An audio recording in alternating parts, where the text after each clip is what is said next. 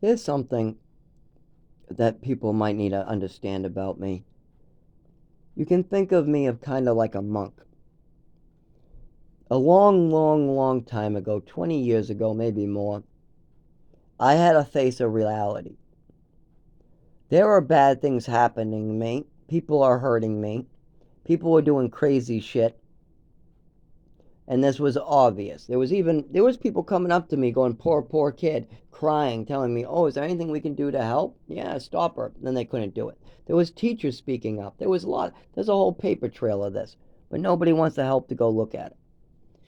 But anyways, so if you try to think of it, think of me as a monk. Because 20 years ago or more, I had to make a decision.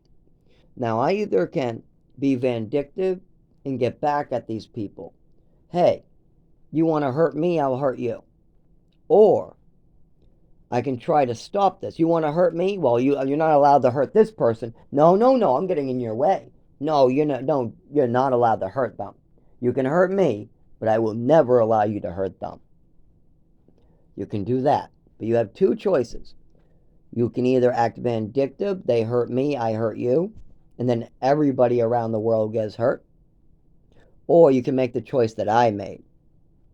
And that's if you're going to hurt me, I'm going to do something to protect other people from that hurt and myself. I'm going to try to protect myself as well. But with the way the brain works, you have to pick one of those two. Are you a good person, bad person? How are you going to deal with this?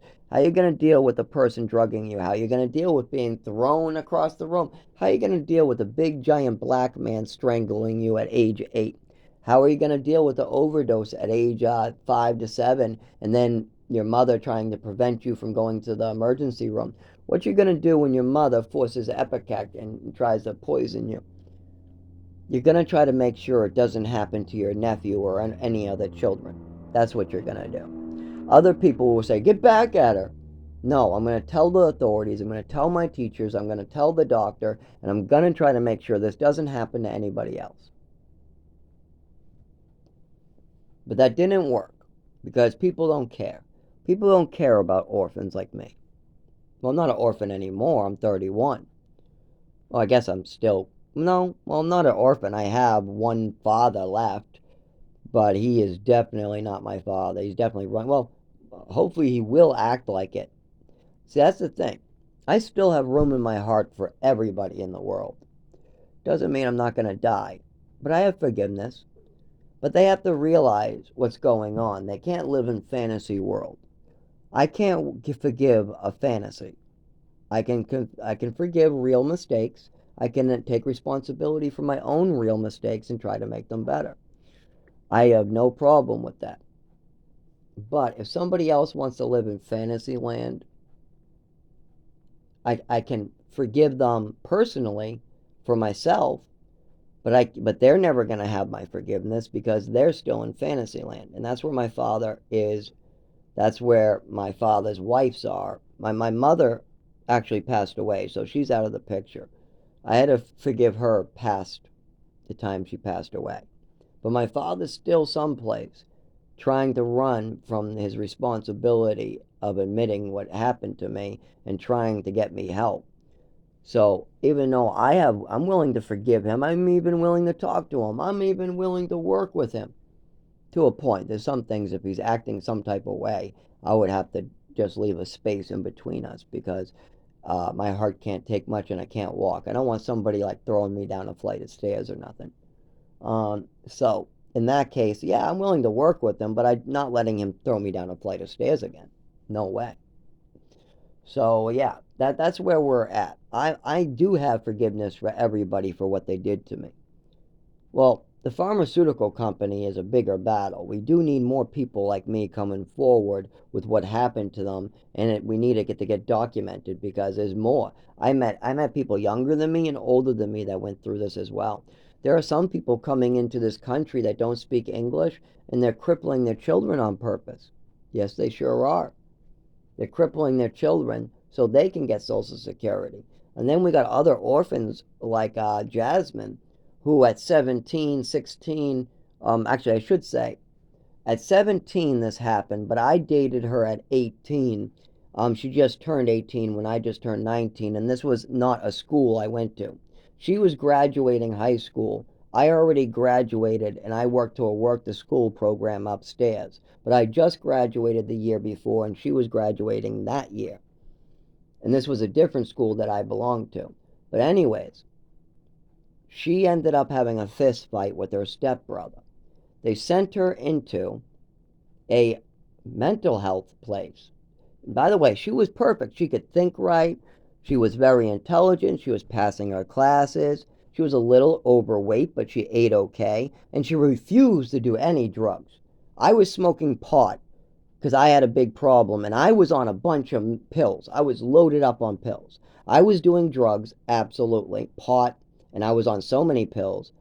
But my girlfriend Jasmine, she would not touch the weed. She would not touch any pills. She wanted nothing to do with any drugs.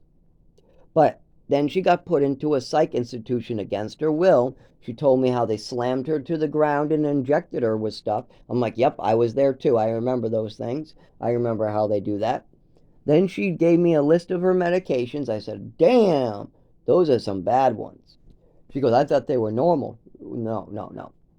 Anyways, I didn't tell her what I knew. I just said, I don't like them, and I've been on them, yeah. At this point, she looked like a different person having this conversation. And we already broke up when having this conversation later, too, because she was a different person. When she came back from the psych institution on meds, she no longer could pass her classes. She had a prison braid haircut. She didn't look healthy. She was pale. She ended up having a lot of problems. And I got, you know where she is now? She's in Lowell, Massachusetts. She's skinny as a bone, and she can't get off the crack. How does a girl who hates drugs and never wants any drugs turn from that to a drugged up mess that can't pass classes in a 2 to 3 month period? How does that happen? Because they held her down, then they ejected her. They gave her a mental illness by torturing her, because you can't take people and do these awful things to them and expect it not to affect their mental health. Then they loaded up on medicines she did not need. Then they sent her back with her foster father, which then she went to the school to graduate, and I watched her go through this struggle, how these meds made her drowsy in the morning. She looked sick to her stomach. She wouldn't eat anymore either. She started losing weight really fast. Then she graduated, and I left that school. She was about 19 by then, 18, something like that. I'm 19, 20. I'm gone. She graduates. She's back with her family. We meet back up when I am 21, and she is 20. Maybe 19. We're about a year and a half apart. So, what's going on with her now? Oh, my father threw me out because I didn't look good. I was on all those pills, so I had to live on the streets. I stopped taking my pills, but then I start taking my pills, and I stopped taking my pills. I don't know what to do.